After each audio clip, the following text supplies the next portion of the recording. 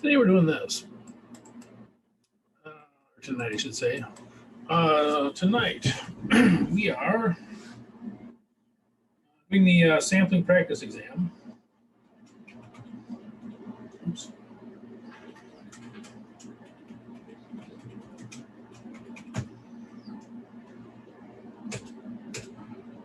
And we'll probably, I don't know if we'll finish, but we'll try to finish.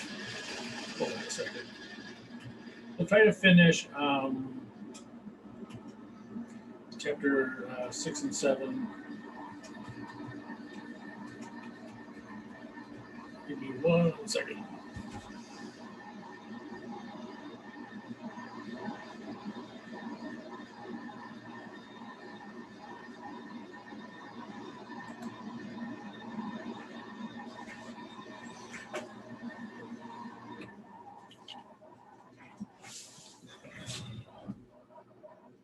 Sorry about that. The air conditioner we got in the basement for some reason is the loudest air conditioner that was ever made, and it's tiny. But anyway, okay. So 2 things. So today we're going to do the sampling practice exam, and this one I will we'll make sure we get this one done because I have to send out. I'll send out you guys the exam after class, and then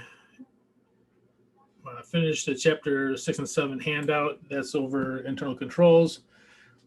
And I would put the multiple choice in there, but I think it's being too ambitious. So we'll just leave it at that. So we're going to get that. So this one will be an exam, and we're not meeting next week. Next week is spring break. So no class next week, but they'll give you, I'll make the sampling exam due in 2 weeks.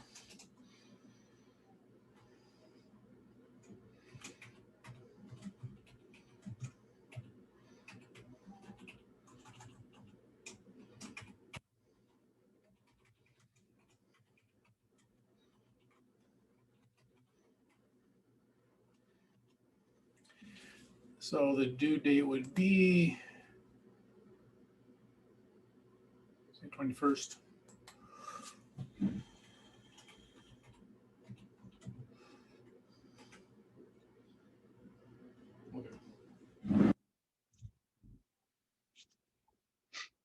Any questions with him?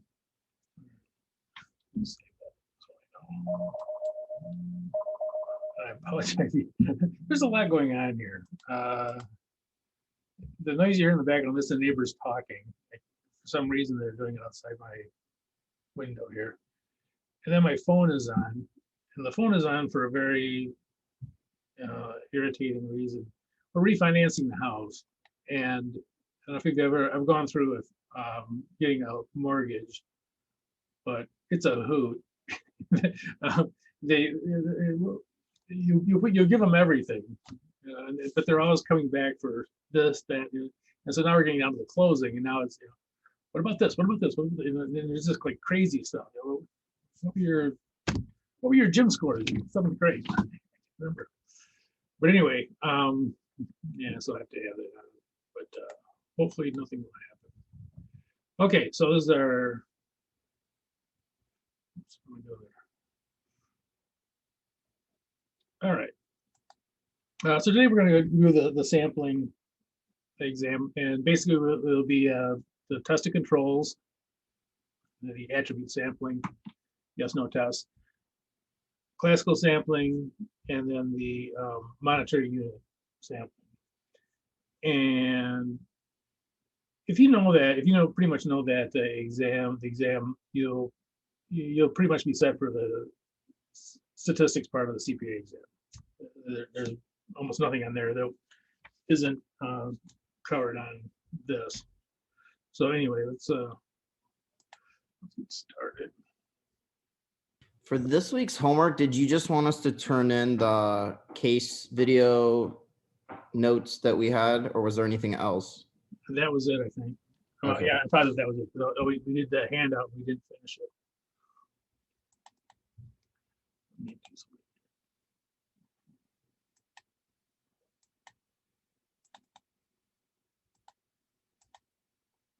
I'm sorry, I should reply you. You sent me an email on it.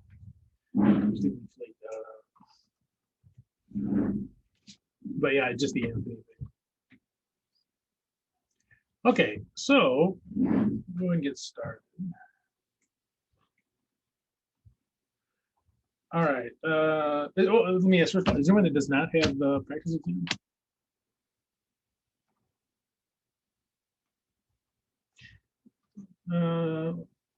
Maybe one more thing. I know that I'm being flaky here, but let me see one thing here.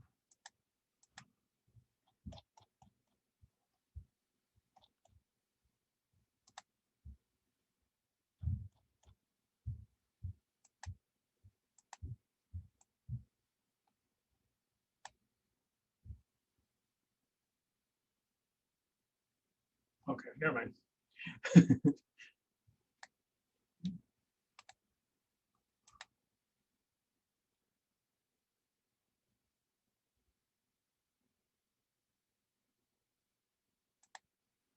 I lost my Zoom meeting for a second there. Okay, so first thing we do is test the controls. And you'll remember that these are yes, no tests.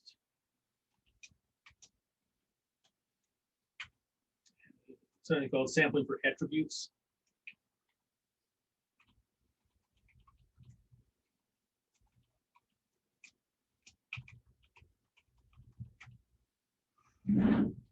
So the attribute would be, so for instance, well, the one I have here is are the purchase orders signed by a department manager? And the attribute is yes or no. It's signed by the department manager, or it's not. So these are yes, no tests.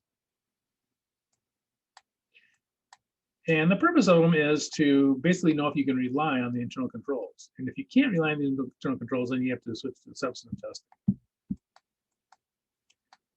Okay.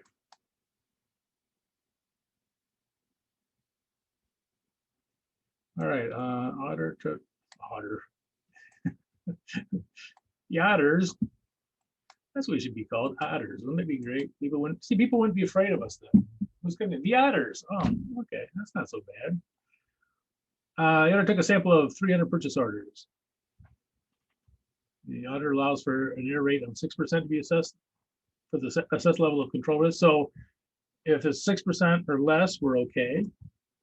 And the allowance for sampling risk, so this is, whatever rate you get, this is sort of like the standard deviation. You can go both ways, although in this case we're more worried about going over 6% than under 6%. So as could it possibly go over 6%? And the results are as follows. And so what is the error rate of the test?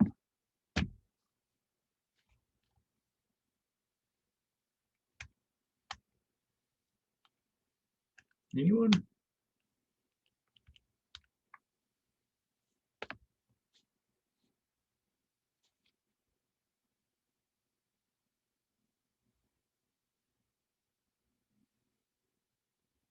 Oh, come on. You guys are toying with me. 5%. What's that? 5%. Oh, What is error rate? Yeah, you said that error rate, I think, is 5%. yeah, you're right, exactly right, 5%. So this is, so you take the errors.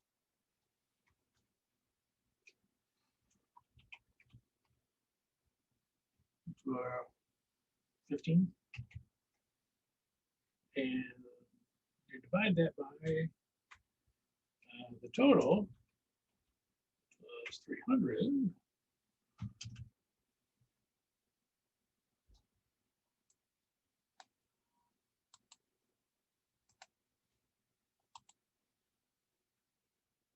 That equals 5%, 0.05.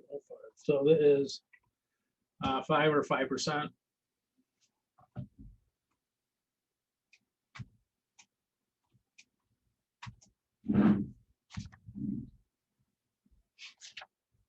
So the error rate is 5%. Now, can we rely on the controls?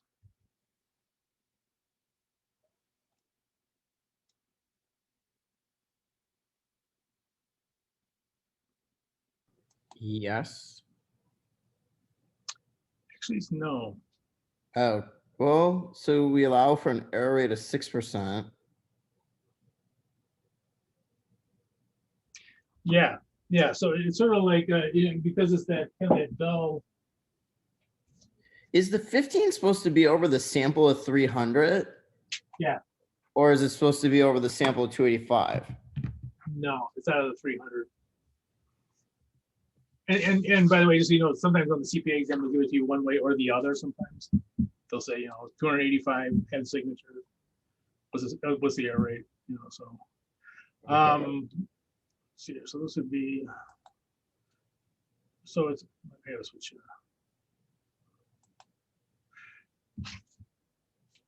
Yeah, I got focus, Dougie. Okay. Thank you, focus, Dougie. All right. So it's sort of like this. They allow for 6%. So it's sort of like, here it is. So, if there weren't any problems, you have 100% of it. But they said that we had 5%. But it also says that we have an allowance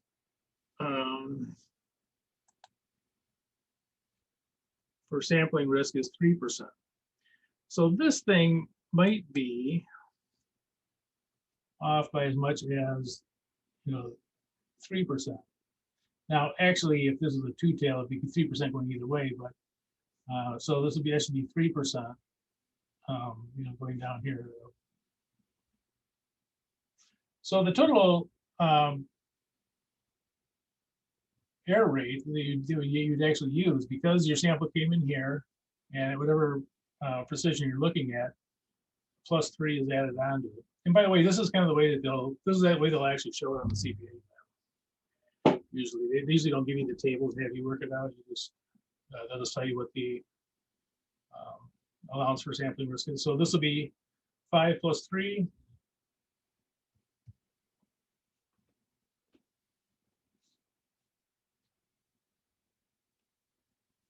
And oops, not that. And the allowance for sampling risk is 3. Is that right? Yep.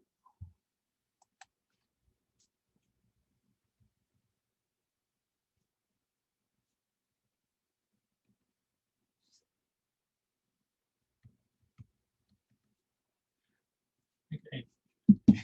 I gotta learn how to do this on the computer because I know this is a mess. So this is actually 8%. Because, well, our best estimate is that it's off by 5. Because this is a sample, it could be up by an additional 3. So this is at 8%, and that is the wrong end up. Compare that to our allowable error rate of 6%.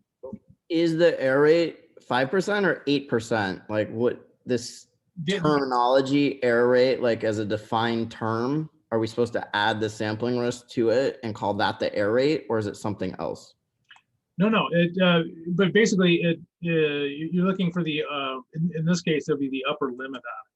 So the upper limit on the error rate for the sample itself. So if you want to have the accept an error rate of 6%, that means your the error rate that you get in your sample plus any of the standard deviation is going to be what you're going to compare to that error rate, because it, even though it's at 5%, it could be 6%, 7%, 8%. It could be higher just because it's a sample. So if your allowance, for this is if the error rate you're going to accept is 6%, then it's going to be along with that because it is a sample. That's why it's. So yeah, this will be. So here, make this look worse, but here's the 6%. Now, it is true that it's probably more likely to be less than, less than that 6%. There is a possibility it could be 6 to 8%, just because it's a sample. So this is the upper limit on it, and that's what you take as your as the error rate from you'd compare to the acceptable error rate, because it could be as high as 8%, given the sample. That makes sense. Yeah. Now, if you take a bigger sample, sometimes you can narrow that down. Yeah, my hands are giant. If you take a bigger sample, sometimes that can tighten in, and if it does that, it could be, that allowance drops down, and maybe even moves this over depending on what the actual is. So yeah, that's yeah, stuff. It's kind of the allowance for sampling risk. There's other ways to show it. There's other ways. Sometimes you'll see the 6% minus the 3 versus the actual. There's other ways to play around with the equation, but this is, yeah. So you would not rely on this sample.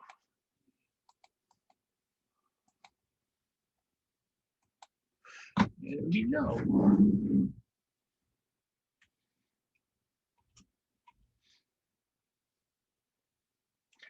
Why?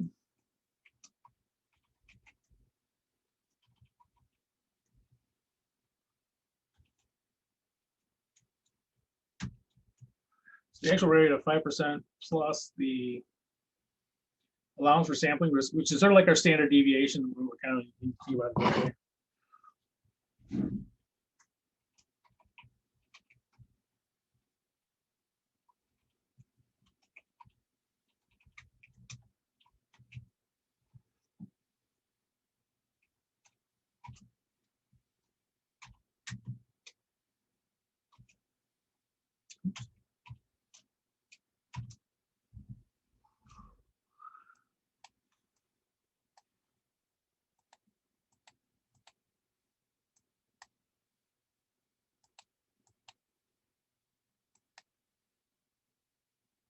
So you would not be able to rely on it. In real world, you'd probably take a little bit bigger sample and see what happens. Because it could just be that you pick bad ones. If you're auditing to the 95% level, 1 in 20 times, your sample is not going to be right. So take a bigger sample, see what happens. But just taking this sample itself, you would not rely on the controls. Okay. What is the misstatement of the purchases? Just say what amount. It's sort of a trick question.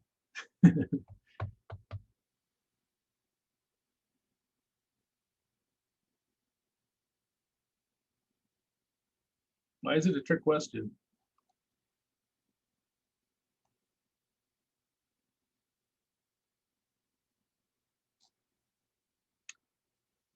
It may not be misstated at all. This test, these tested controls are not for dollar amounts. It might be perfectly fine. And that is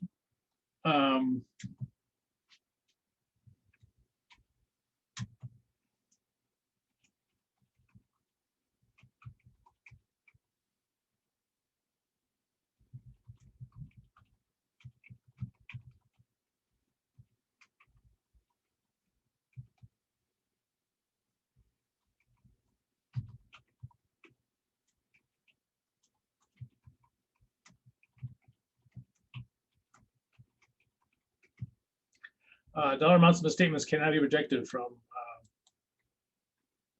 And even though, I've had people signing the purchase orders who should have been, doesn't mean those weren't valid purchase orders. It just means that control was not being used.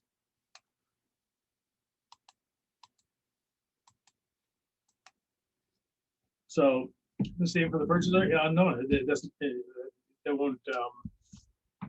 whenever it's impossible to tell from this kind of a test. You know, and these are yes, no answers. They're not dollar amounts. They're just yes, no's. And this error rate is all just yes, no's. You know, these are, did they sign it? Yes or no? You know, 285, yes. 15, no. Okay. You meant to write test of controls, right? What did I write? Oh, text. Yeah. That's a new kind of sampling I'm working on. Not doing very well, but yeah, test of controls. Sorry about that. Yeah, you can't have a test of controls. They're just yes, no answers. Now they might look at the dollar amounts, but the dollar amounts would only be, you know, is the dollar amount correct? Yes or no. It would not be how much is it off by. So if it's off by $1, you know, is it correct? No. If it's off by $1 million, no, it's the same thing. It's the same answer. And that's another thing about controls that is, I think, a little bit mysterious in a way, and that is that just because you have a problem with internal controls does not mean the financial statements are misstated. You can have serious material weaknesses in internal control, and the financial statements can be perfectly fine. It's just that control is not working, and you can't rely on the control. And ideally, you want to rely on the controls so that you can reduce substantive testing. Which leads us to our next thing here.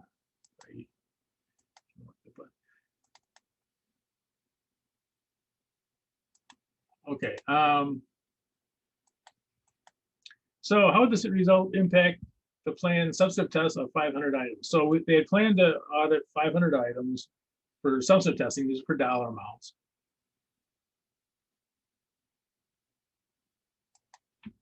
So substantive tests, these are for so and these are what we find in the statement. Actually, we're going to do next the classical sampling and probably proportional size.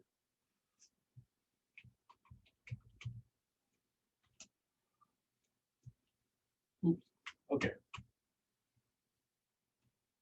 So we were going to pick 500 items. So we're going to do our test of controls. So we rely on the test of controls. Then we're going to pick 500 items for our substantive testing. Now, we can't rely on the internal controls. So how does this change? Or does it?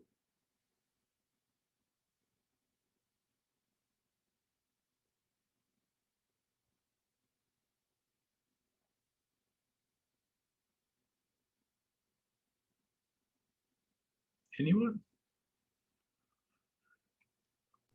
I mean, doesn't it mean we need to do the substantive tests? But if they were already planned. Well, you definitely need to do substantive tests. But substantive tests are required. Actually, we can put that in the next question. But substantive tests are required. Yeah. And they were planning on relying on the internal controls and taking 500 substantive test items. So what would we probably have to do now that we can't rely on the internal controls? Maybe increase the number depending on how many total transactions you're dealing with. So Exactly. Bigger sample size.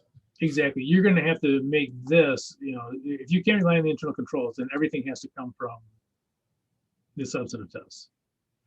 So you'd have to increase.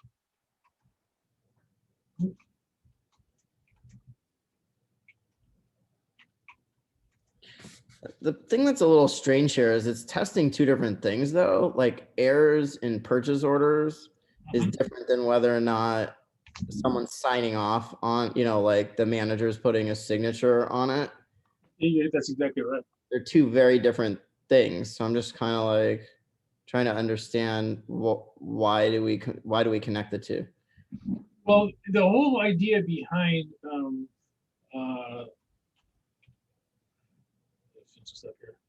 so maybe you increase the sample size to I don't know, 700 items.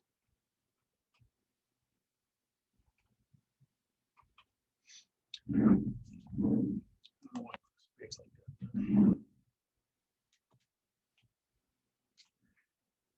Yeah, the whole purpose of testing the internal controls is that is to reduce the amount of substantive testing.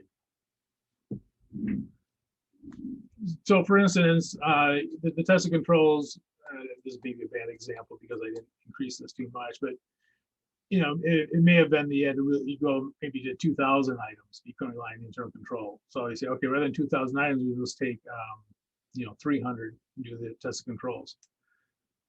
The idea behind the test of controls is that if you can rely on, for the most part, you know, any, especially material misstatements being caught by the internal controls that are working, they're functioning the way they should be, then you can take a smaller sample size and be just as happy. You only do, for financial statement audit reports, you only do internal controls if it's more economical to rely on those more than the substantive test. Another thing about it, internal controls, when a company hits a certain size, you have to rely on internal controls. It'd be completely impossible to do an audit of inventory for Walmart, you know, using the substantive test. It'd just be a massive amount of testing. So at some point, you do have to rely on the internal controls. Now, the nice thing is most larger companies do have good internal controls that they can rely on. When I showed the fraud case, was you guys that talked about Farmore, the company Farmore? I can't remember. I was talking about it in another auditing class. Farmer was a company that had virtually no internal controls, and it got really big because it didn't have internal controls. It didn't have to, you know, really streamline operations, but then they had serious problems. But yeah, so you want to be able to rely on the internal control. And again, the internal control, like you said, they're two different things. They are not dollar amounts. They won't tell you the dollar amounts. But what they do is they do two things. First of all, if you can rely on them, and for instance, you're just specifically looking for things that go through systems usually. So the things that go through the normal, you know, the normal system, making sure that those are accounted for. And you can find the stragglers, the ones that don't go through the system. So for instance, the sales journal, 99% of the stuff goes through the sales journal. There might be 1% though that goes through special deals that are outside it. And so those you always look at. But it'd be nice to know the controls on the regular sales amounts are that you can rely on the internal controls on them and do less testing. You always have to do substantive testing, but you only do test the controls when you are going to rely on them. Or if you're auditing a public company, you have to do a report on internal controls, then you have to do some sort of testing of internal controls. But yeah, they are two completely different things. And you know, the relationship is though that hopefully you can reduce it. I'll tell you the bizarre thing, before the Enron case and the WorldCom and all that, there were people who were advocating only testing internal controls. Say, look, if the controls are working, you know, that's the important thing, because if the controls are working, then the financial statements are fine. So if you really just test the internal controls, everything's okay. Of course, we know that's not right. There's limitations in internal control, but you know, but that's the idea though, of relying on the internal controls. And again, well, let's jump down here for a second. Is this required by the ACCPA? Is this test required?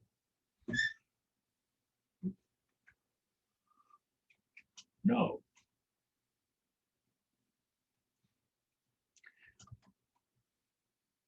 Only if the auditors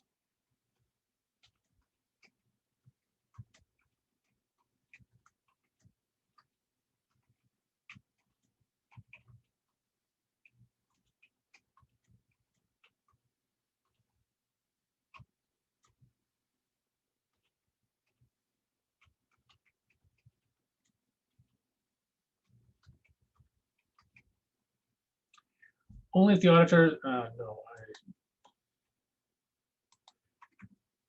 So if the auditors are going to rely on it to reduce their substantive testing, then they must, then they must do the test of controls.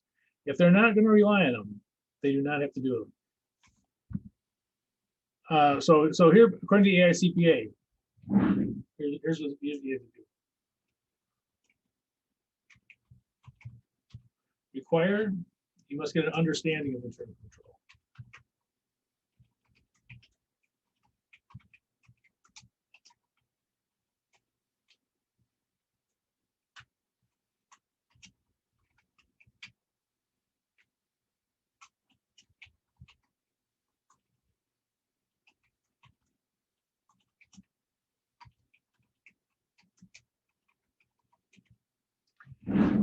And like the understanding of internal controls, another thing about testing the internal controls is it may indicate the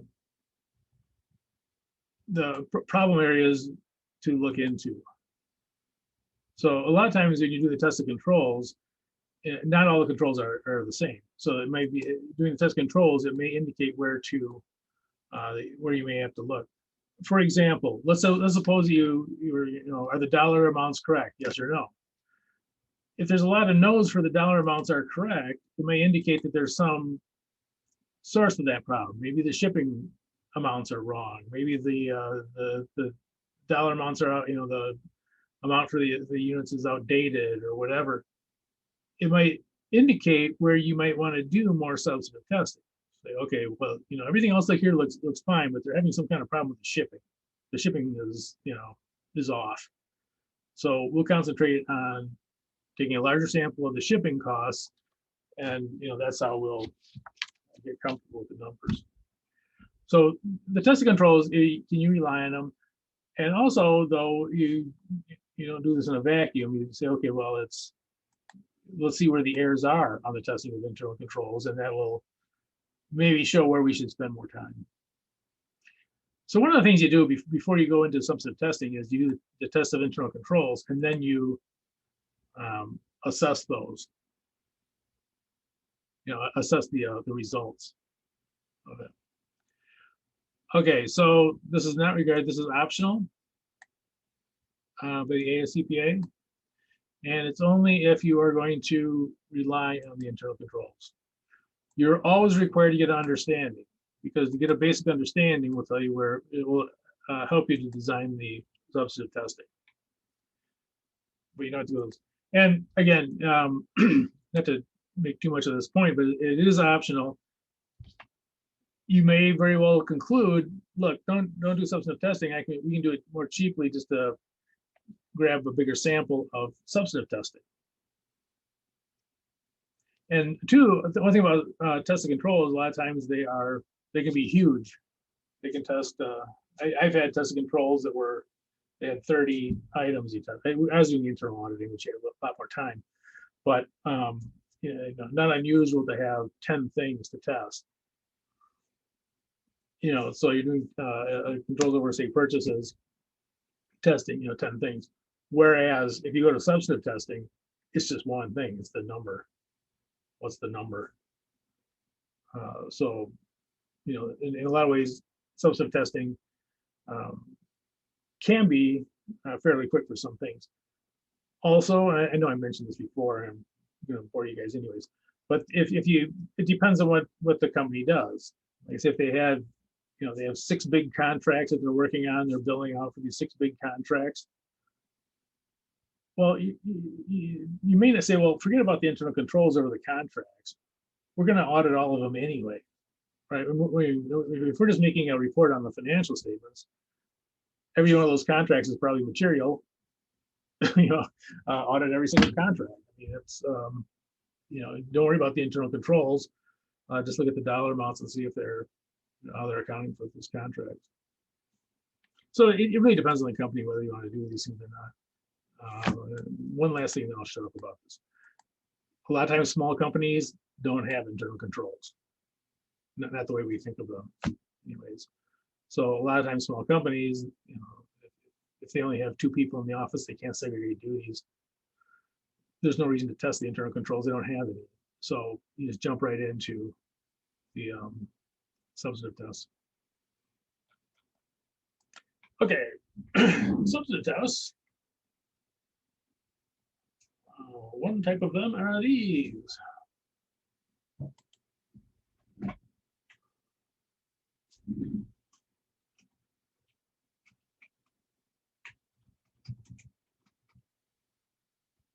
So this is substantive test. These are for dollar amounts.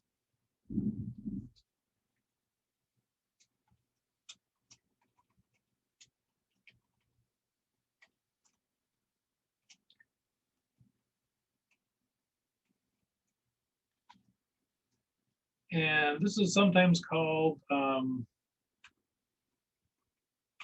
sampling for variables. That's the actual type of sample we do. So it's not yes or no.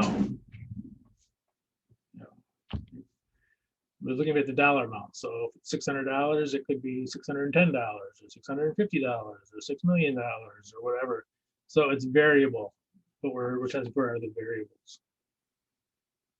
So test controls, yes, no, sampling for attributes.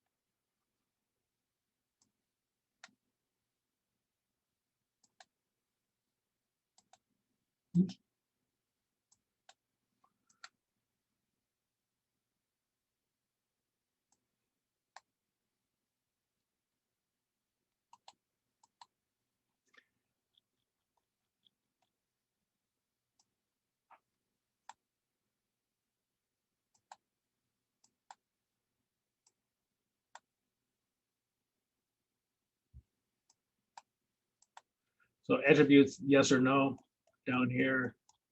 Variables, dollar amounts, and the dollars could be off by, it's a variable. Okay.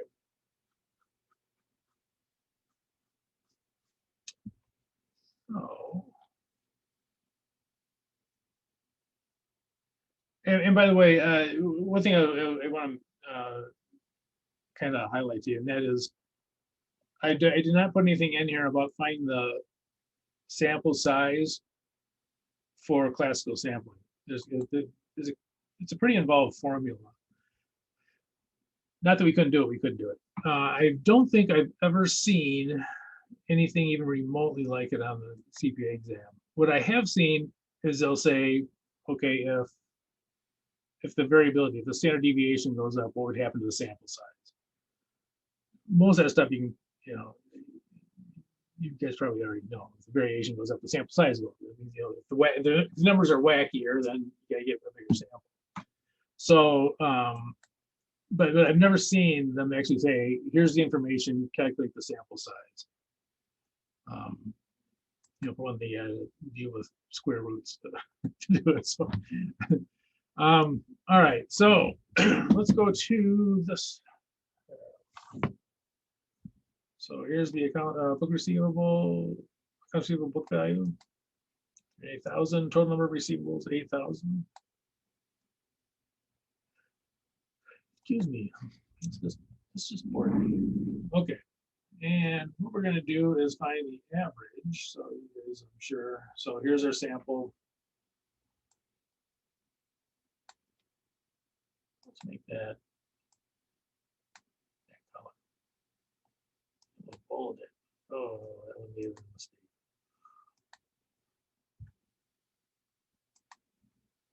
Okay, so sample size. So we have 1,000 units. Our audit value of the sample is 50,000, so divided by 1,000 units.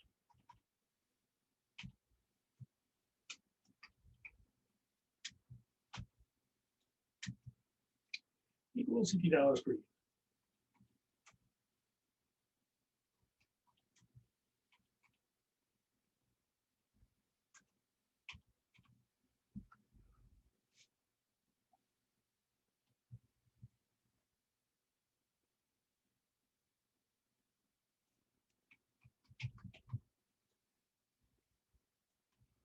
And we'll do the same thing down here, just because I'm incredibly lazy.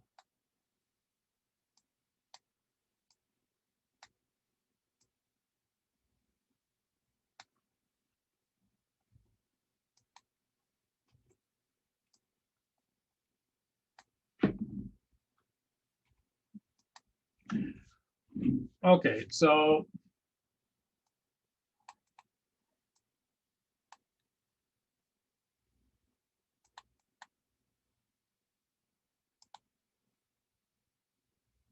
Isn't the 48,000 divided by 1,000, 48? yes, it is. You know what I gotta do? I get this stupid camera. Not that I'm using close to perfect anyways, but it's not helping. So yeah, I tend to make mistakes on the right-hand side of the screen because that's where my camera is. I gotta knock it off. Okay, so the audit is city audit average. The book.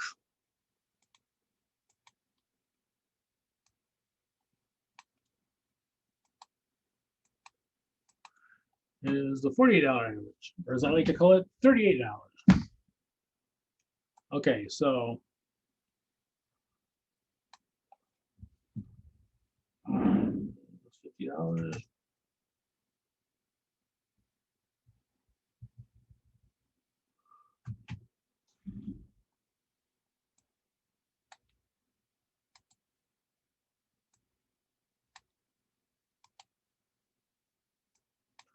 And we'll make that one yellow, that one green.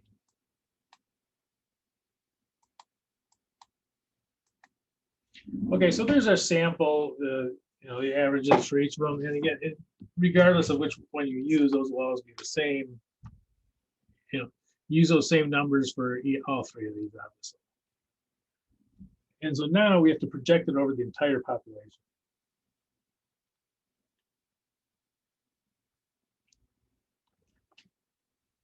Okay.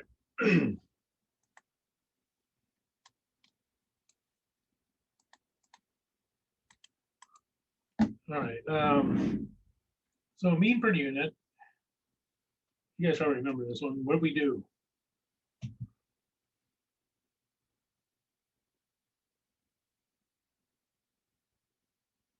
The mean is just the average. And whose average are we looking at? The audit average or the book average?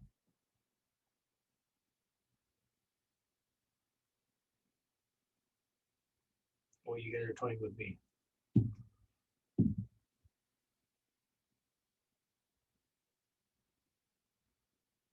Which one are we going to use?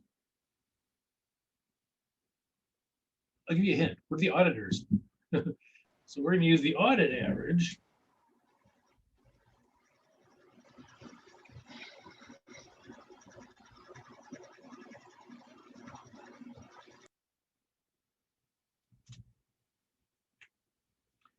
Times the total number in the population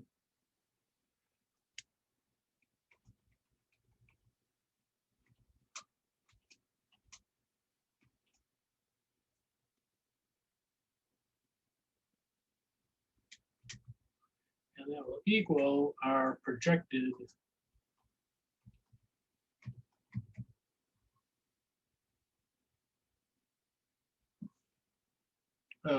value. So this is what we're going to say that it's as basic as this. Our average is $50 each. We're going to say everyone in here is worth $50 each, and that's what it should be. If our average is 50 and they have 8,000 of these, multiply them out, that's what their projected balance should be.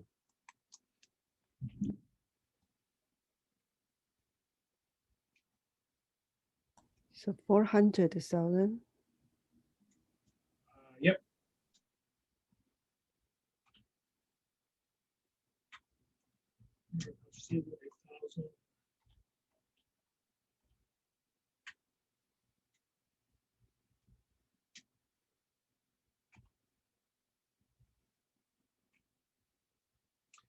So the 400,000, yeah.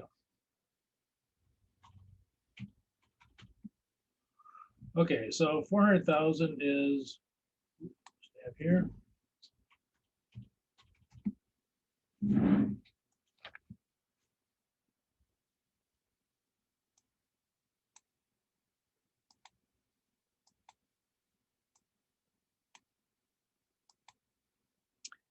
Okay, so what is the misstatement?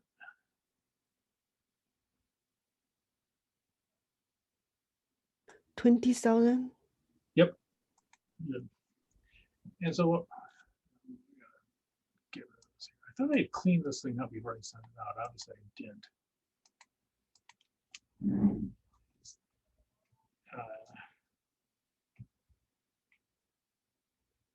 Yeah, so the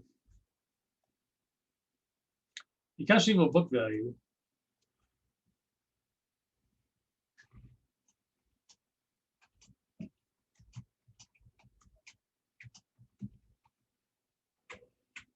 $308,000.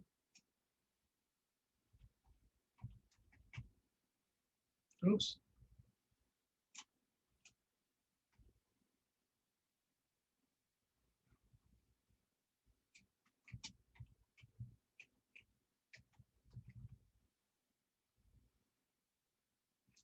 Projected mistake.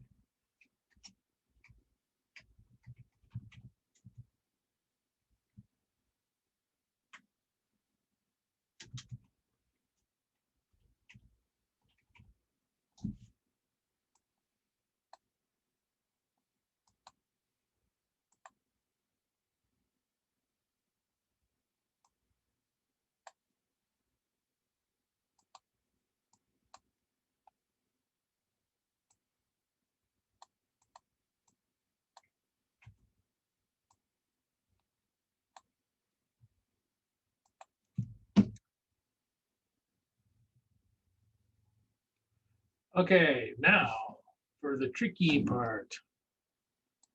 Is this an overstatement or is this an understatement?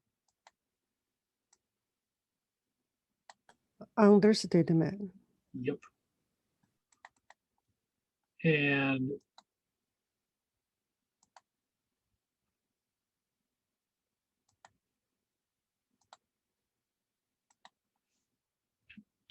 what this, at least for this mean for unit one, what this tells you is this, you could not use probability proportional size for this testing.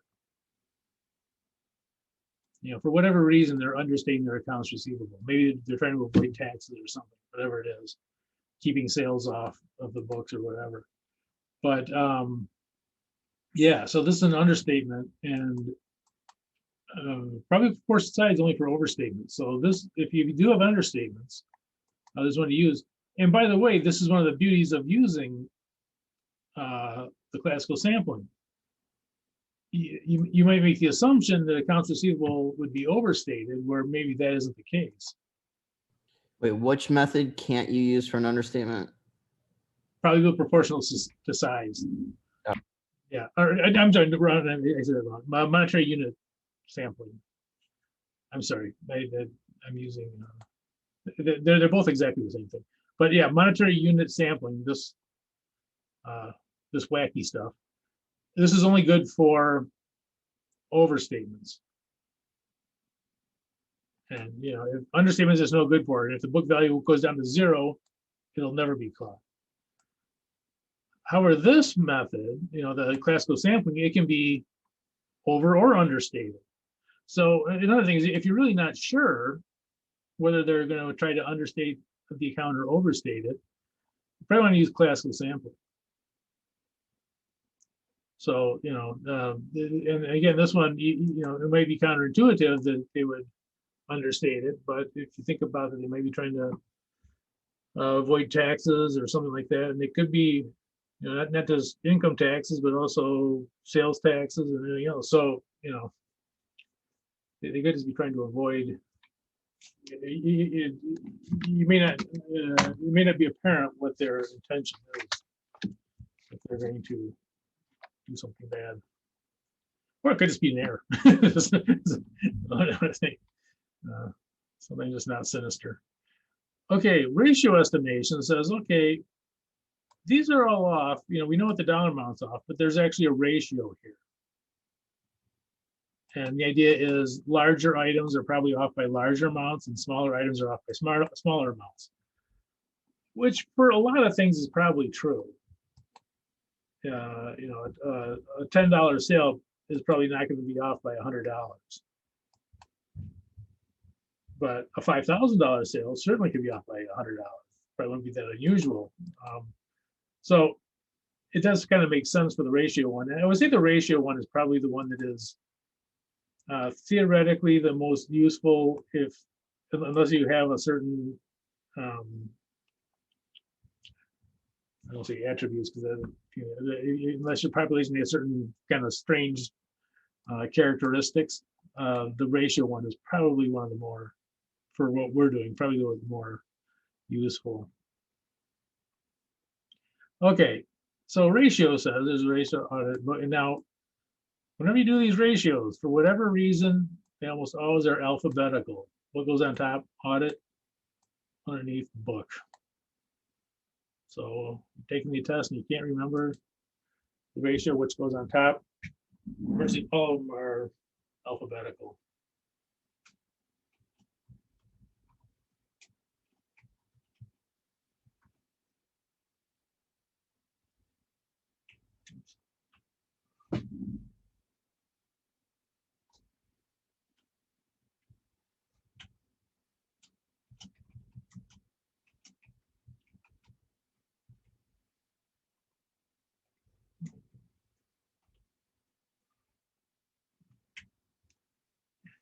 Yeah, in this case, it'd be the accounts receivable.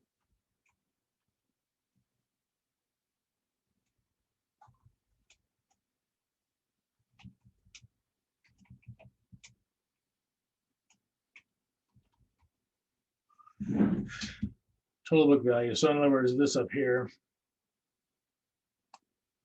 not this one. This is the total book value for the sample. This is for the entire population. And that will give us our projected value.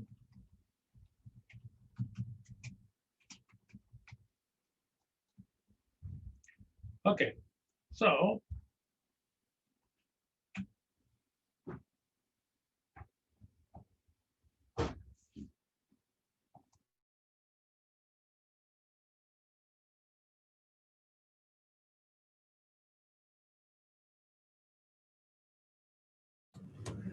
all right, so let's take a look. See here. What an average was 50.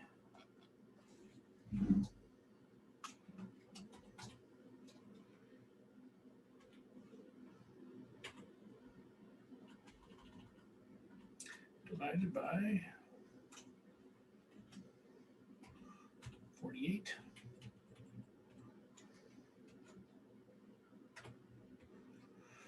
Cash deal total book value was 380.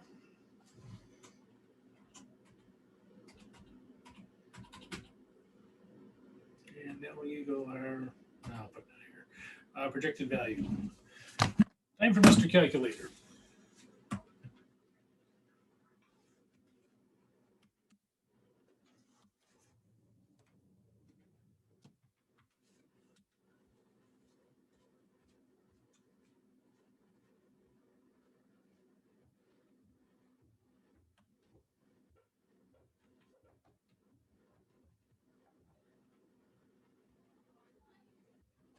$395,833.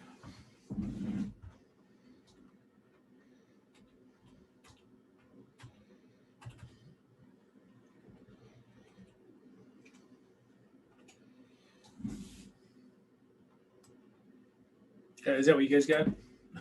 Hopefully.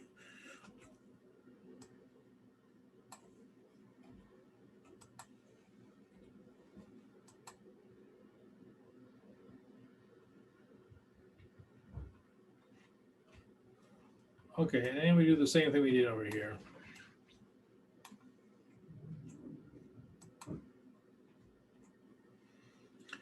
Minus the 380, so what is that? 15,000.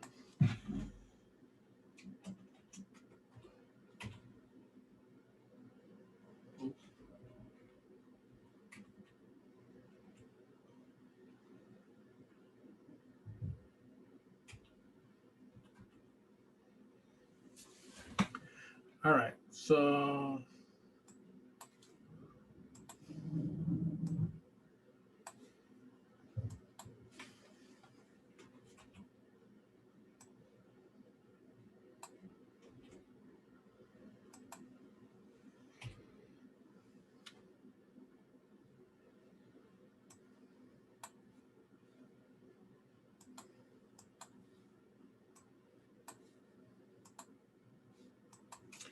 Overstated or understated?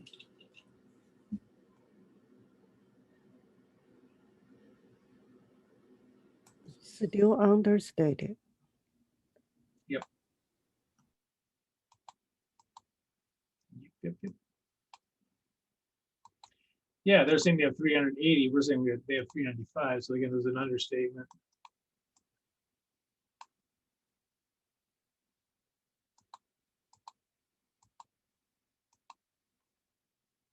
They don't always have to match. Sometimes you'll get understated, especially this mean per unit one. This mean per unit one is strange because it doesn't use this book value at all.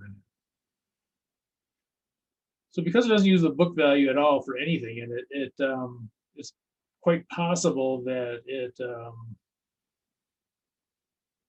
we'll give you a different answer because the actual book value of the items in the sample, I have no bearing on. Okay, and I gotta do this on a different page. Difference estimation. So it's the difference between the two.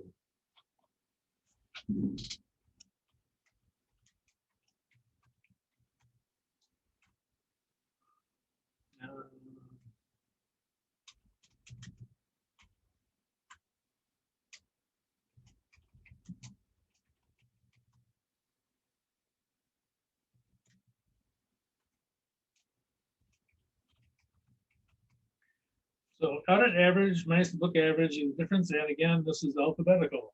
Audit minus book.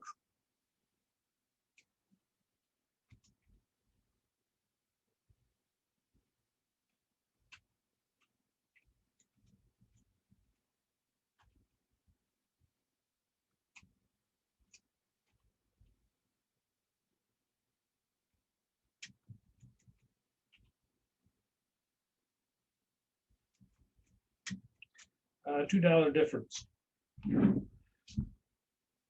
So we're saying that everything, that's not two. Now let's try that again.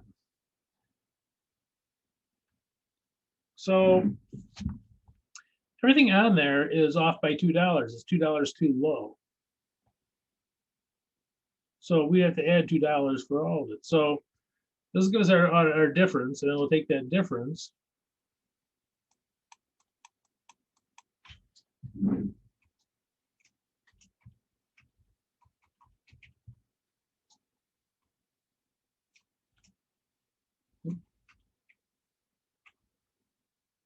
Our difference times the number of items in our population, 8,000.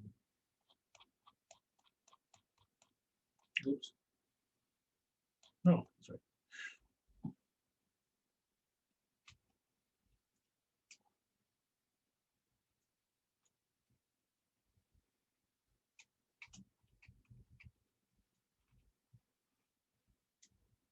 And this is another kind of wacky one about this. And this will give us our projected misstatement.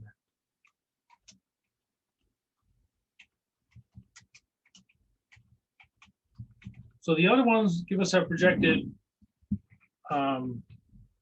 value first. This one gives us our projected misstatement. This one says everything's off by $2. So we're going to take that $2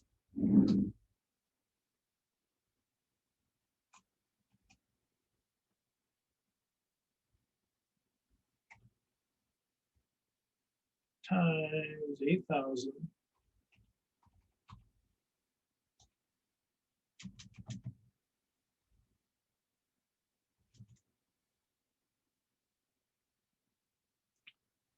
equals 16,000.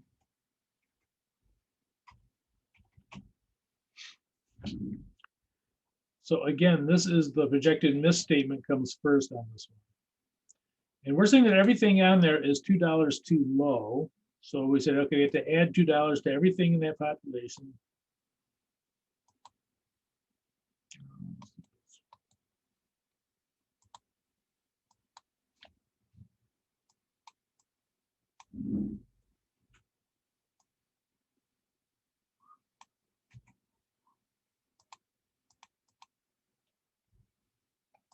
Okay, so we have 16,000.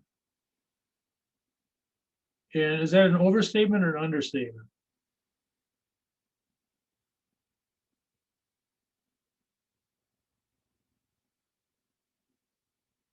We said it was too low, so is it still an understatement? Yep. Yeah, the audit was 50 and the book was 48. So we're saying, okay, they got to add 2 to every one of these. No, that's the difference. All right, so it's an understatement. So those have to be added to it. So you take the book plus the,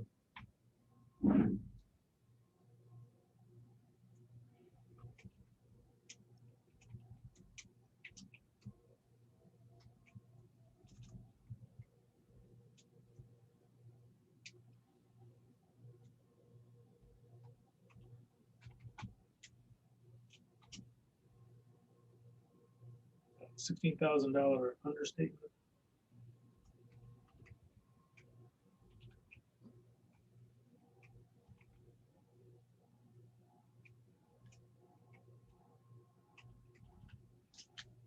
Probably do not need to be bolded.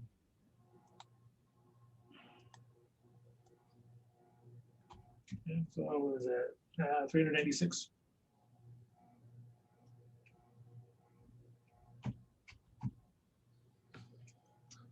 If it was an overstatement, would you be subtracting it? Yep. Yep.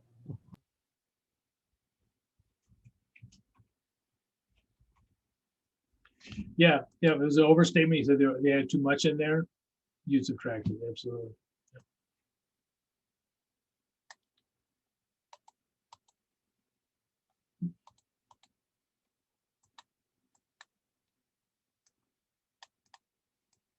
And so again, this is testing for the dollar amounts. You know, the test of controls will not give you the dollar amounts. This will actually give you the dollar amounts. This will say, okay, this is what we believe that this is misstated by. You know, and whether this is material or not is a judgment call.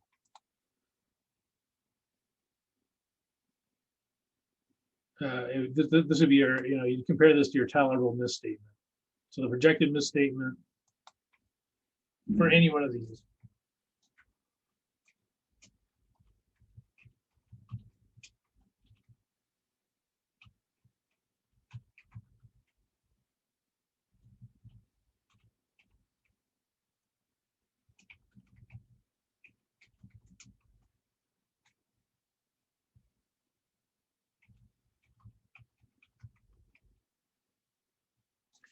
Or to put it in the new nomenclature,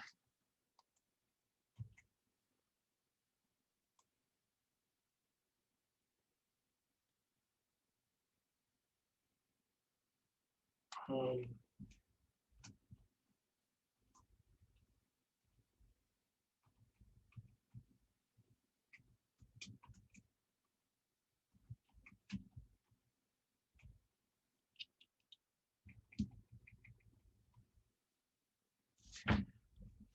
I know it sounds strange, but generally when they talk about materiality, if they're talking about sampling, they usually talk in these terms. If they're not talking about sampling, they usually talk about it in performance materiality. They're exactly the same thing. You know, how much is the account off by?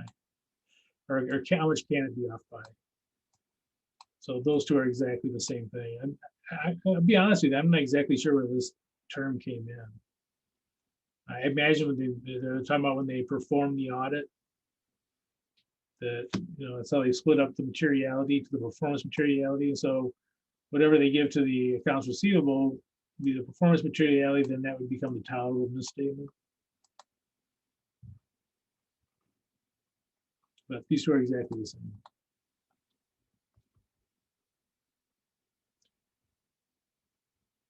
So for instance, if the tolerable misstatement was 10,000, you know, you'd have a problem.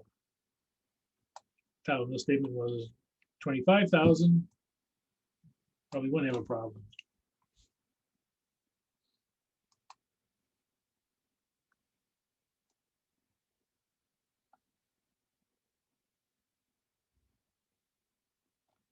Okay, so yeah, so that's the difference. Let's go ahead and take a break. We'll do the probably for monetary unit sampling.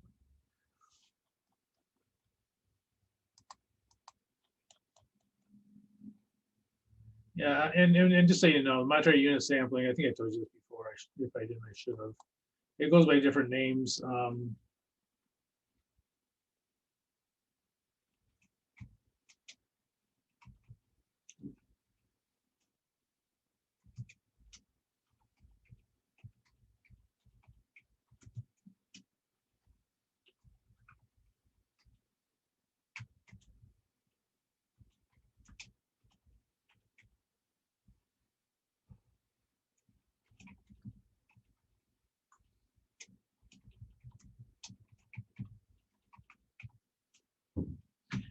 So my point being is, my point being is that if you see these, taking the exam, you see one of those two, it's exactly the same thing. When you do your studying for the exam, though, you run into questions that will have it listed, probably all three of these ways. So you get used to it. Okay, so let's take a break. Let's see, be back at what? How about 7:16?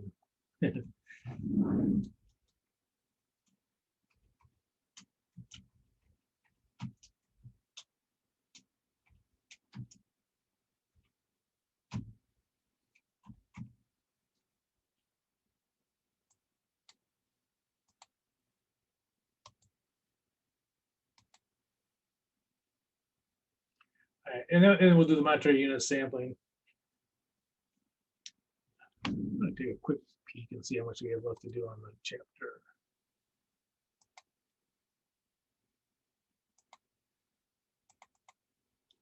Can't remember where we left off. Oh, stopped here.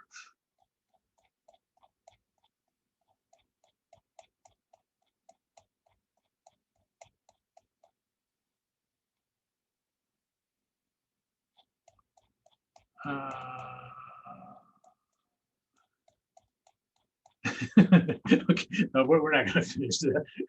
I tell you what, we'll just there's still a ton here. Internal control is big. Internal control is like 25% of the exam. Well, actually, I should look and see what it is, the new blueprint, but it's usually up there. And it's usually one of the more difficult things. So. Okay.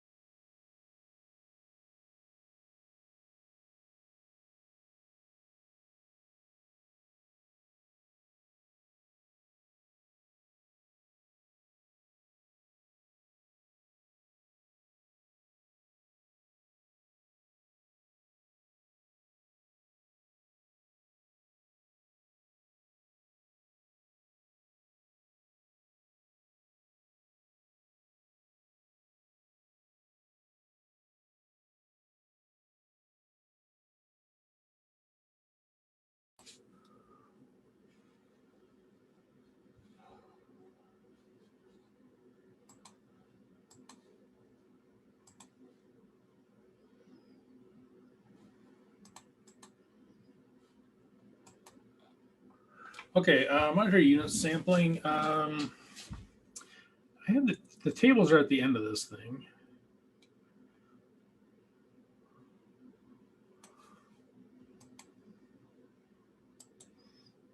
I'm just gonna copy this, move it up. Okay.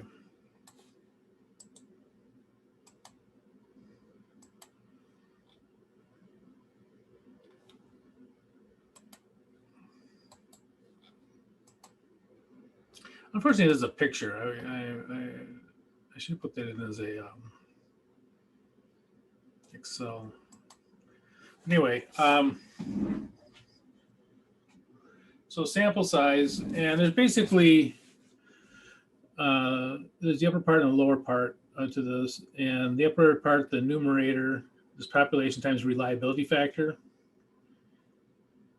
and down below with the tolerable misstatement minus the expected misstatement. So now I will tell you that on the CPA exam, the ones that I've seen, probably, I don't know, 30 or 40% of the time, they'll have the expected misstatement of 0.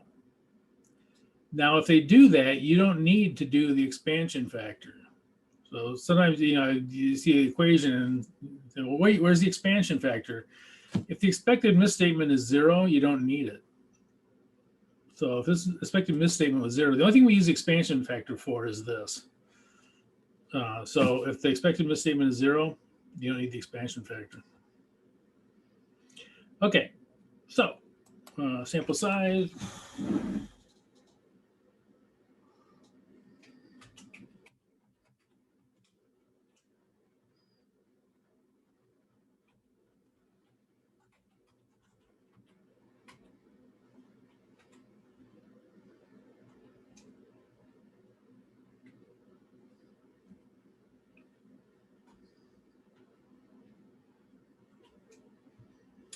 Okay, total population, this should be the value, 500,000.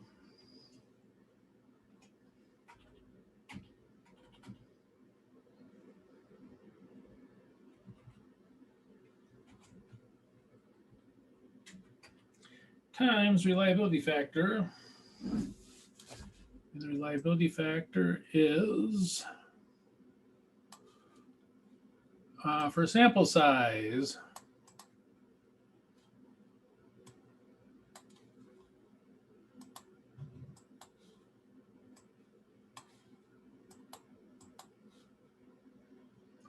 Row 0.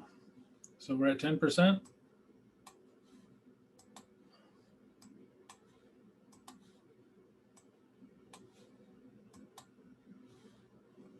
So row 0 is used for the reliability factor for sample size, and I think we're at 10%. So that would be 2.31.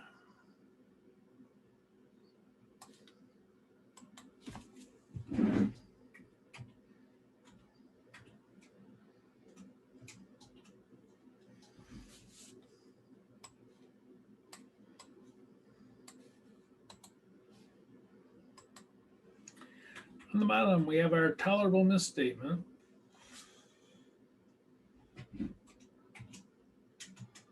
The same thing as performance materiality.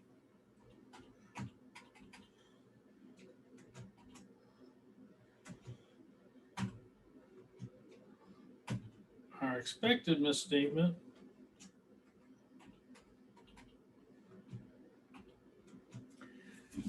times our expansion factor. Okay, so expansion factor, is at 10%, right? Yeah, okay, it's at 10%. So our expansion factor was 1.5. Yep.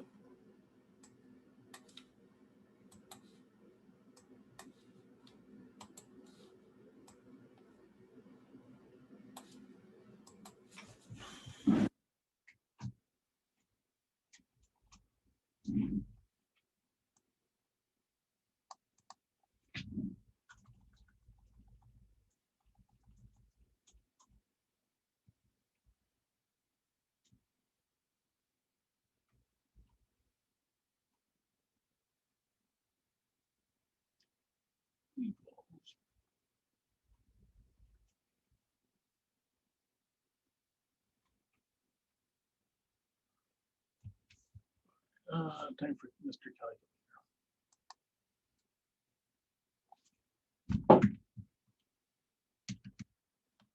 100,000 times 2.31. 1 million.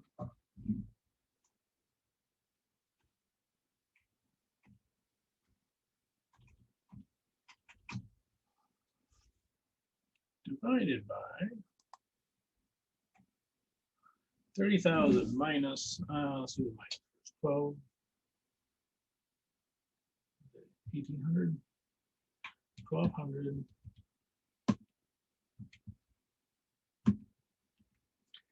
So 30,000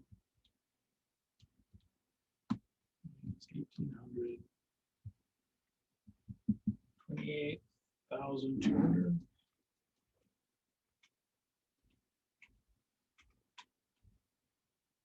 And oh, by the way, one more thing. What did I do here? Goof that up.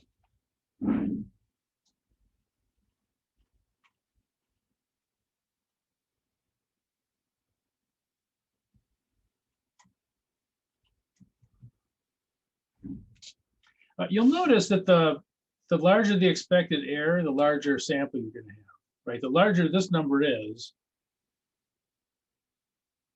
that means the denominator is going to be smaller, right? And that's going to increase the number. So the larger this number is, the smaller that is, the larger your sample size.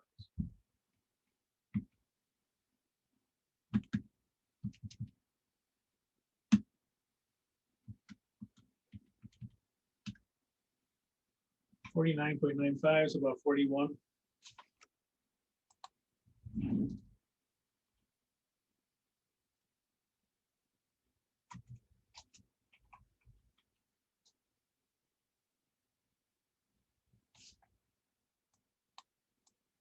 And I would say round it up. You know, this you're gonna round up anyways, but yeah, I would say even if it comes out low. And again, the reason being is that you know, you don't want to go into court and have to say that you rounded down, even though that is the method.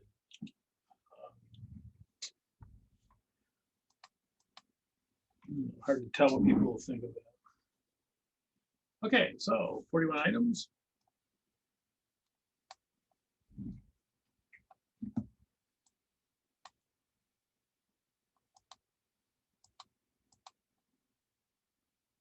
And the interval will simply take the, well, here, it's at the very end here.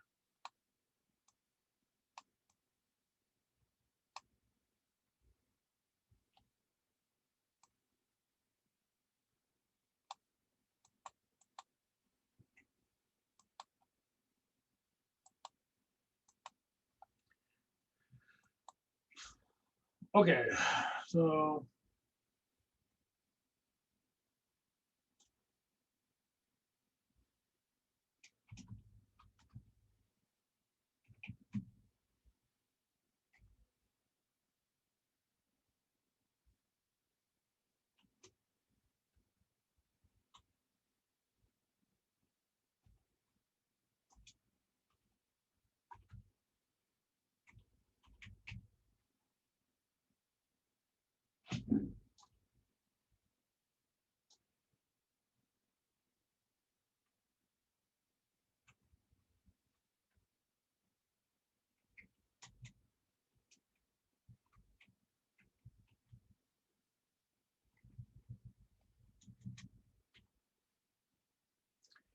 $500,000 divided by 41.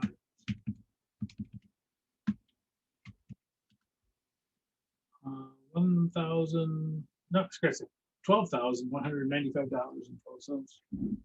You can run off the year's ballot for it.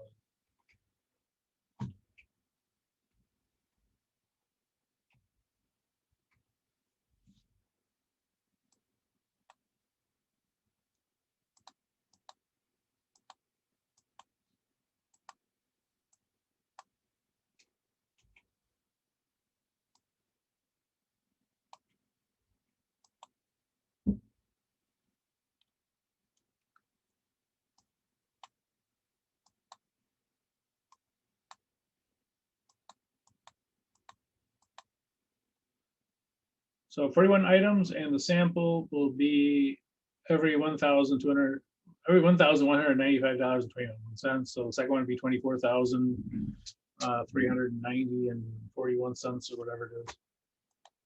And you just keep going after there, picking your sample. And by the way, this is another great thing about this is that it'll automatically pick your sample, and it stratifies it proportionally to the dollars. So yeah.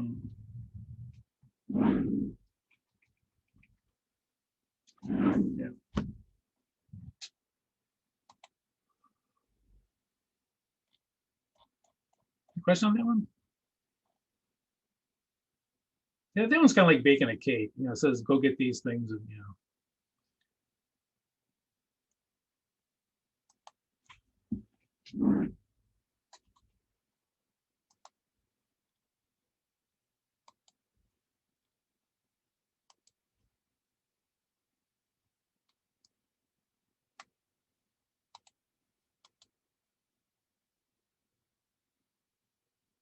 Okay.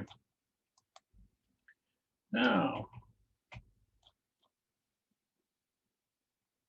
the one that's kind of a drag.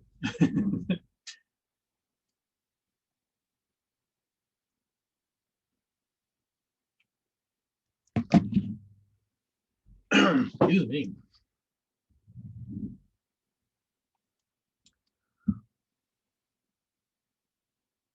Okay, so we have 10% is our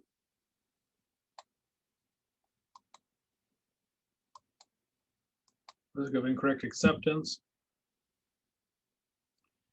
All right, so first thing I'm gonna do is do the projected misstatements. On book value, and there's the interval. And I will be quiet and see if you guys can figure out. Well, let's take the first one. Let's number it. I'll number mine.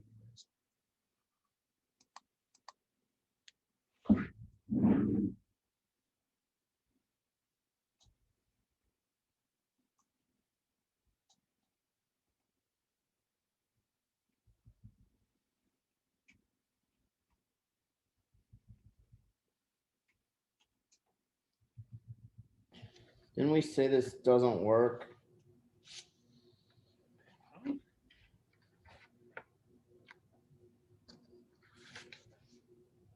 Oh, what doesn't work? I'll make sure I say this right. Oh no, I know what you're saying. Yeah, for this one. Can't use it for understatements. Exactly. Yep. Yeah. So, Where the actual is understated, so book can't be less than audit. exactly. If it's not supposed to find these. Notice that they made it a smaller amount. This one was actually less likely to be picked than it should have been.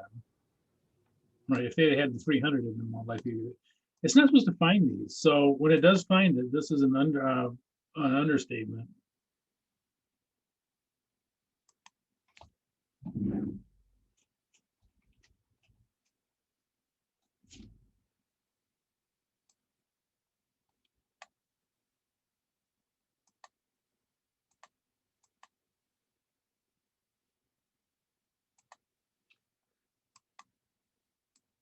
And so there's actually no problem with it.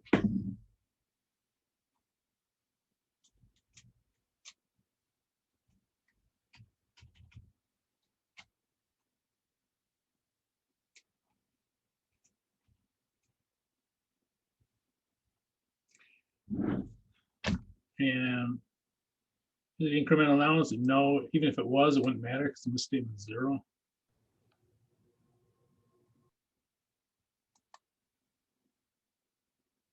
Let's make it one color.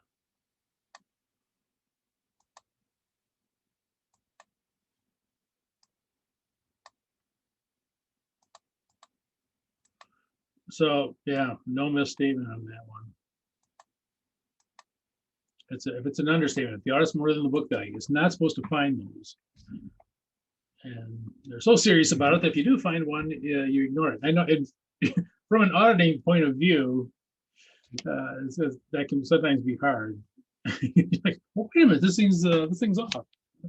Not according to this method, it's not. It's fine. All right. So let's go to the next one. The next one, audit is so this one's an overstatement. Okay, so this one we're going to multiply by.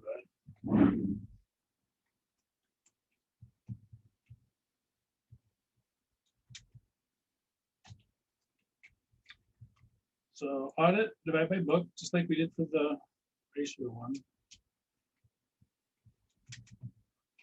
Times will give us a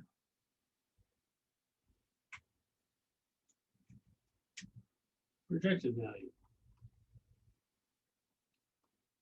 500. I'll check just to make sure.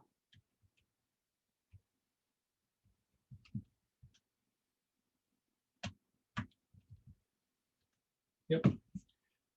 So the projected value is 500, and what's the projected misstatement? Well, of the 5,000, we're saying that the actual is 500, so this thing is misstated by, it's overstated by 4,500. And looking at this is an unhappy coincidence. Oops. This 4,500 and this 4,500 have nothing to do with each other. Okay, so the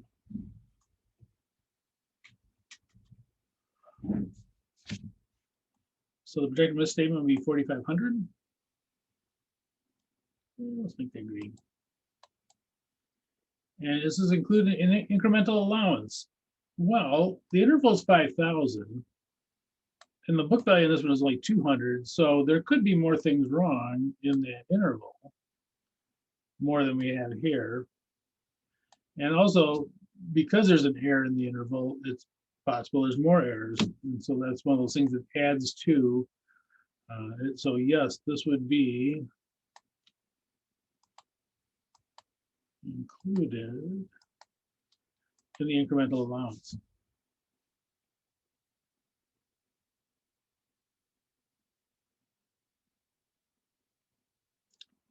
Okay, what do we do with number 3?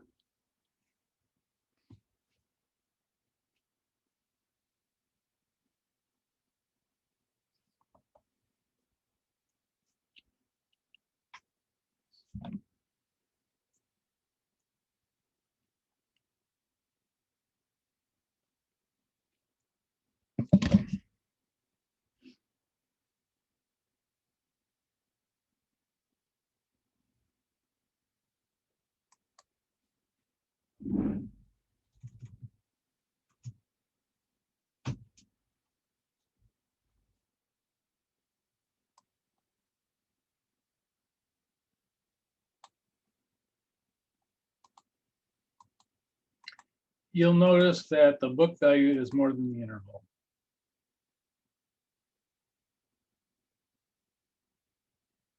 So, one thing is it's 100% certain this one was going to be picked. Because if our interval is 5,000, anything over 5,000 is 100% certain it's going to be picked because it'll cross that interval line. Now, if they're trying to hide this and they're cheating on the books and put an extra 1,000 on his account, this method, the more they cook the books, the more they overstate, I should say that. The more they overstate the books, the more likely it's going to get caught. Until at some point, it's 100% sure it'll be caught, like this one. Now, here's the thing. For this one, if we were to take this based on a $5,000 interval, well, this is bigger than it. It would reduce the amount of projected misstatement. So for this one, we're going to take the actual misstatement.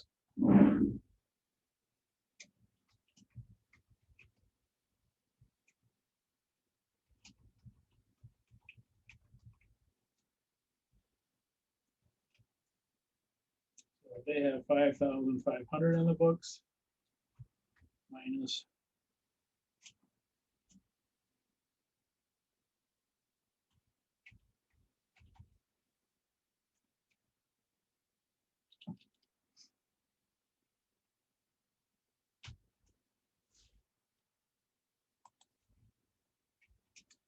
And if you think about it, this one is not a projected misstatement. We put it in here with the projected misstatements, but it actually isn't. This is an actual misstatement of $1,000.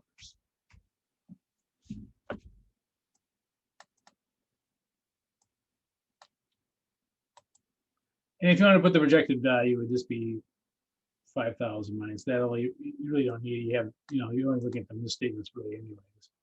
But you could fill that in if you wanted.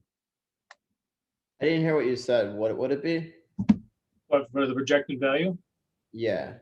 it'd be 4,000, but you really don't need it because we're actually just looking at the misstatements anyways. But if you were to put that in, it'd be 4,000.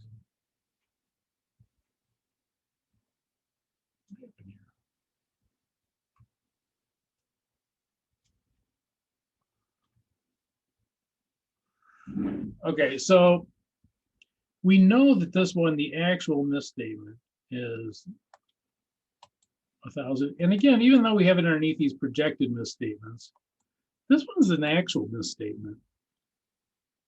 The actual misstatement here is $180, but we project it over the entire population, over the entire interval, and say, okay, the projected misstatement is 4,500. This one is actually an actual. I mean, we're going to put it in here with a projected one, but this is an actual misstatement of $1,000. And this is not included in the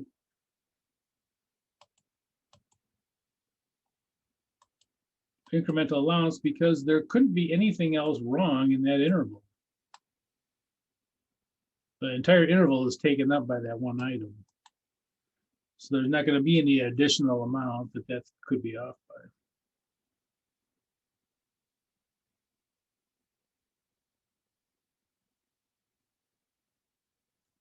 So the projected misstatement would be 5,500.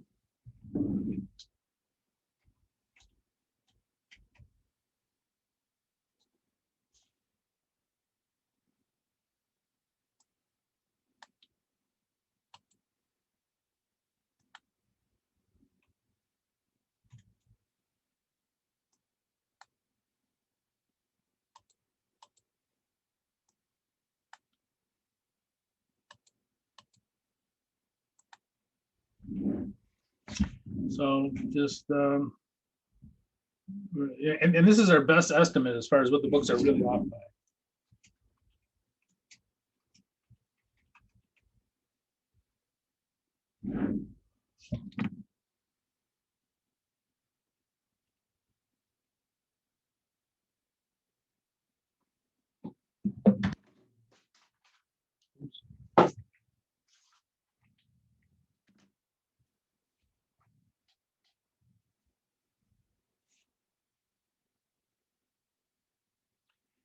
Now, these other things, though, are that, look, even though we came up that this is up, our best estimate's up by 5,500, it could be up by more because it's a sample. And this incremental allowance says, okay, if we do have things that are misstated, that the size of those matters.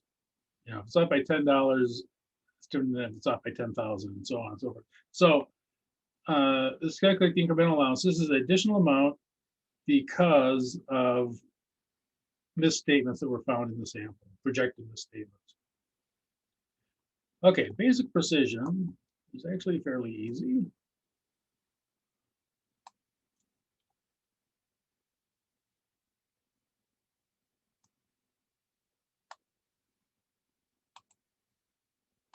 We also use row 0. And is this 10%? 10%. Okay. So we're going to use the same 10%.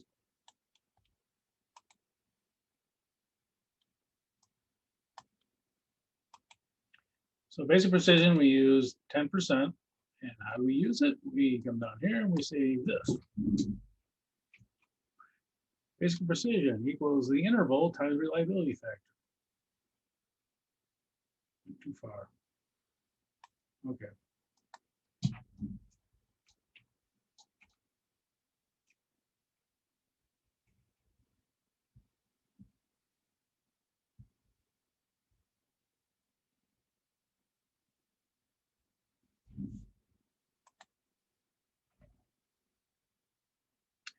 Okay, so it equals,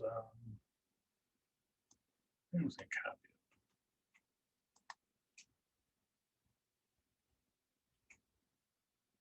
So the interval was 5,000.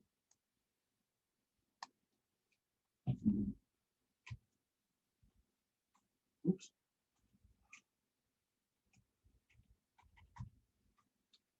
And the reliability factor was a number, I just, was it 231? Yep.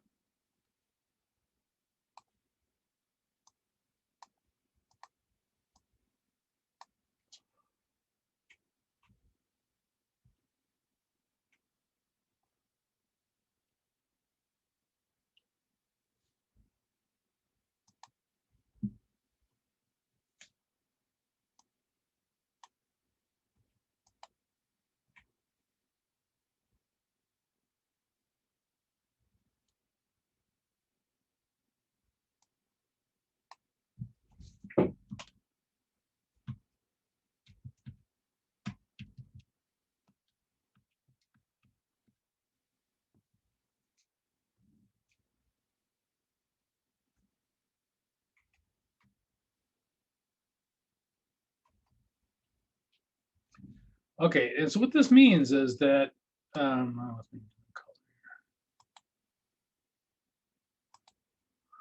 this means is that if, even if you didn't find any errors,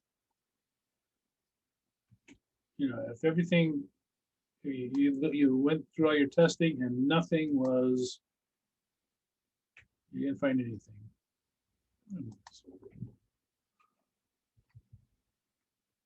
That the amount is off, it could still be 11,550.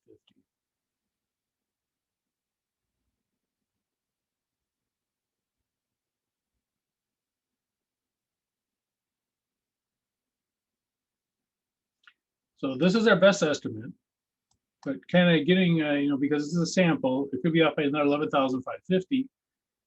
And down here now we say, okay, there were some problems we found. There were some misstatements, overstatements, and those overstatements make a difference. And the larger the overstatements, the more leeway we got to get to our solution here, because there's a larger likelihood that they are misstated. Now, here's the wacky part about it.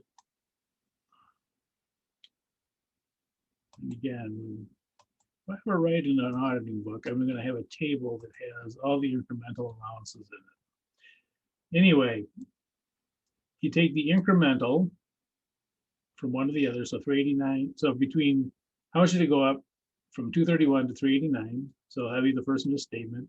And we only have one misstatement for the incremental allowance. I just had a spider in my basement. I had a spider fall on me. Okay. So how much was the increase, and then -1, and that's what you multiply by it. So going up here again, we only have one that's going to be in the incremental allowance. It's 4,500 to be in the incremental allowance. This one will not be in there. This one wasn't a misstatement at all. So this will be, oops, scratch. This one will be the only one we have. So we only really have to do one of these. So overstatement at 1 was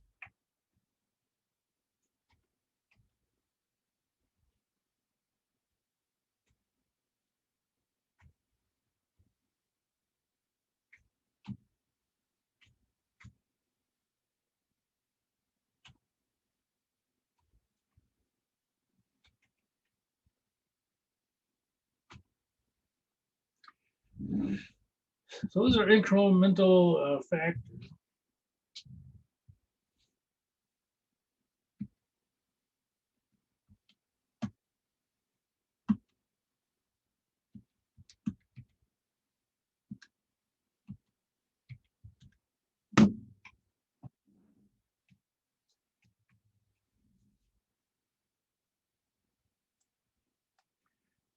We could do the other ones. We don't really need to because we don't need them.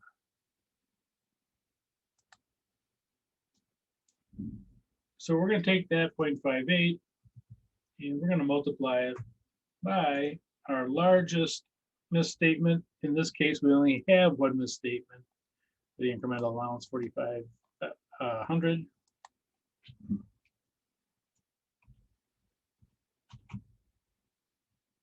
Oops, just 4.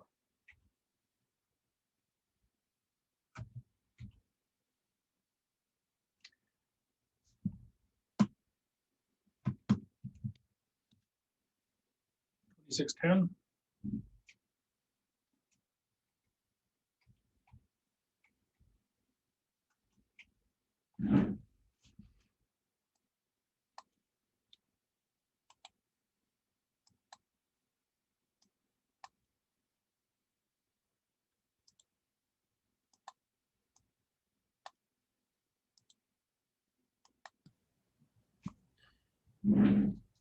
So the $1,000 is not included because it's an actual, not a incremental allowance. Is that right? Absolutely. Yep. Okay. But we added it into the projected misstatement. It's just not. Yeah. It's in the projected misstatement, but it's an actual amount. It's not a projected amount. It's an actual amount, and it could not be any worse. It covers the entire interval. So we don't include. Okay. So this kind of gave us each example. The first one is omitted. The second one works. And then the third one is also a blip or whatever you want to call it. Yeah. Yeah. 1 and 3 are two kind of crazy ones. And but by the way, when you take the exam, it's very common to have these 3. That you have one of each. I've seen probably 5 or so of these, and they almost always have this kind of mix of a normal one, an understatement, and then one larger than the interval. Now they throw them all in there. Yeah, so this would be our projected misstatement, including the actual one. So this would be the total. But down here, only that 4,500 one, which is kind of like the normal one, could be worse. And we don't really need these.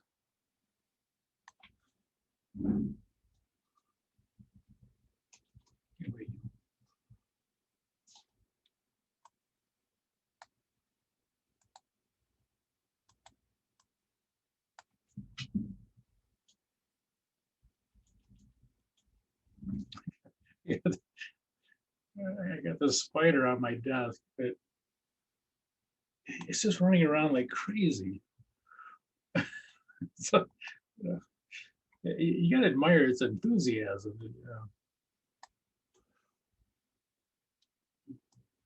I may have to drop him outside.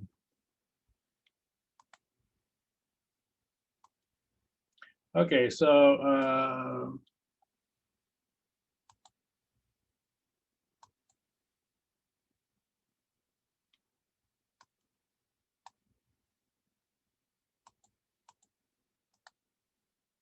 all these three together will give us our upper misstatement. In other words, how bad could it get, given what we have?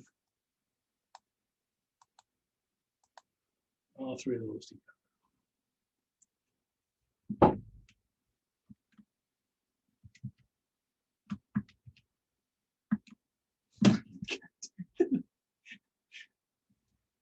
This thing has run over my hand probably 5 times.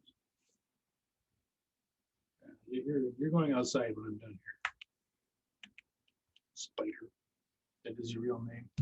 Okay, so this would be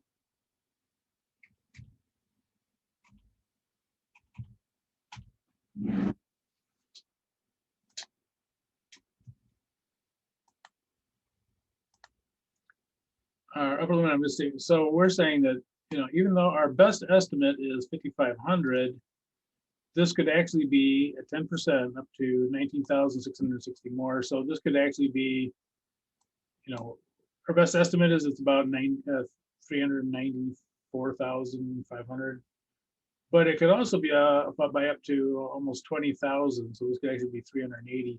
And this is the number. You should probably put this in the way.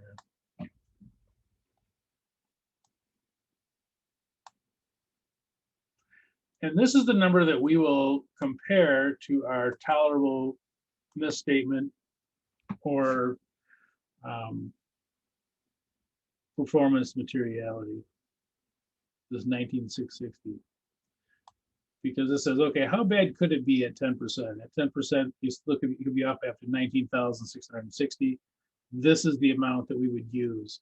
Now, if our tolerable, oh, let's go some examples. Now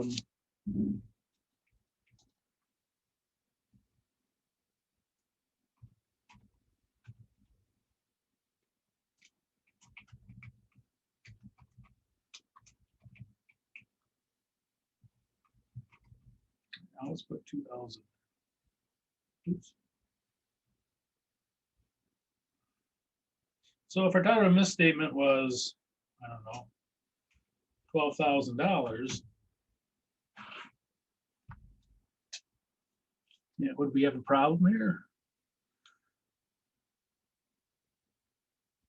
Yeah, if we're saying that this could only be off by 12,000, we would compare it to that number and say, okay, we can't accept it. They're going to have to make a change to their books, by some amount. You hope that they would do it by the 5,500 at least.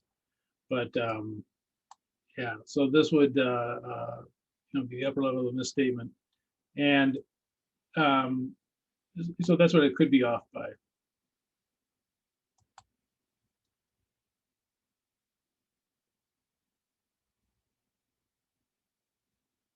And that's a judgment call. And by the way, one of the things about doing sampling is you don't get away from judgment. Some people think, well, it takes the judgment out of it. No, it doesn't. A big judgment is this right here. How do you come up with 10%? Why do you use 1% or 5% or 20% or whatever? That's all judgment. So you don't get away from judgment. You can simply quantify it. You can say, okay, that it could possibly be off by 19,660. We can put a dollar amount on what it could be off by, but it doesn't take away judgment at all. Question on that? And again, this method we talked about is only for overstatements. It is not for understatements.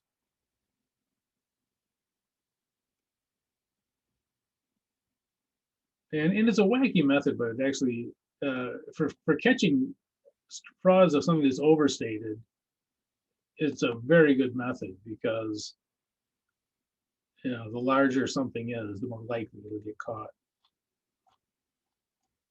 And even if they spread it out over a bunch of other accounts, if they, okay, we're not going to just do one account, we're going to do a bunch of little accounts.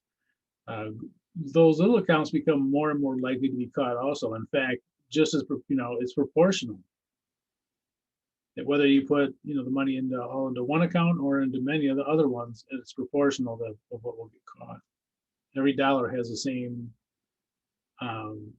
likelihood of being picked, whether it's in a $200 book value or a $5,000 one. Every dollar has the same chance of being picked.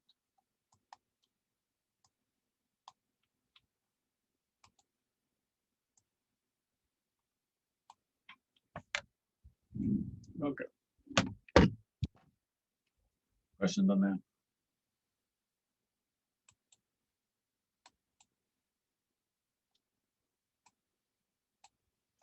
And so the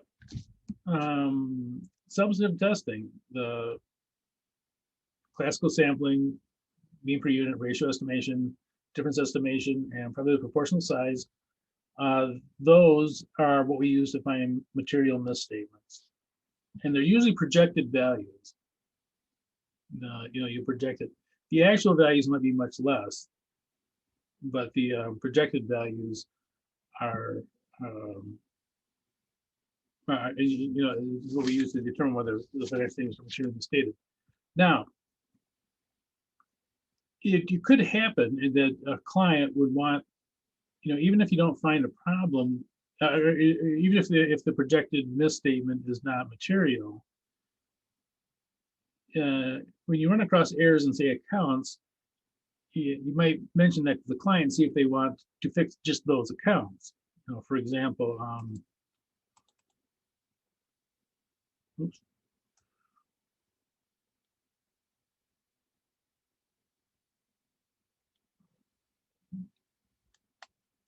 For example, here, you know, this, suppose you know this is not material. Maybe your total misstatement is 32,000. You know, this is not material. Your client may still want to know, well, you know, may ask, did you find any misstatements? And you say, well, yeah, here's a misstatement. Then you just give them all three of these, because they may want to correct those, even though, you know, it wasn't material, that they still have a business need, possibly to correct those. So, and it is possible that you would give that to them. You generally don't let the client look at your work papers. They're yours, and you let them see what the materiality is and all that kind of stuff. However, if there is, you know, if you do run across errors, especially actual errors and misstatements, even if they're not material, it's possible the client wants them, and there's nothing wrong with giving them that, saying, oh, yeah, well, this one was off, you know, this one was understated by, you know, 50, this one was overstated by 180, this one was overstated by 1,000. So they can go back and correct those, so that as for a business purpose. And those are actual errors. So actual errors a lot of times will be given even if it's not materially misstated, just if the client wants those. Any question on that? But generally, you don't give me your work papers. But again, that's more of a oh, I don't know what you're gonna call it. Being nice to the client. Being nice to the client that feeds your family. Okay. Any question on that? Okay, so I will send out the exam in a couple minutes here, and it'll be due in 2 weeks. Next week, we do not meet, spring break. So have fun, but be safe. And I think that's it. Any questions? Okay. Well, good night, guys. And I will see you in 2 weeks. See you in 2 weeks. Good night. Good night. Thanks. See you.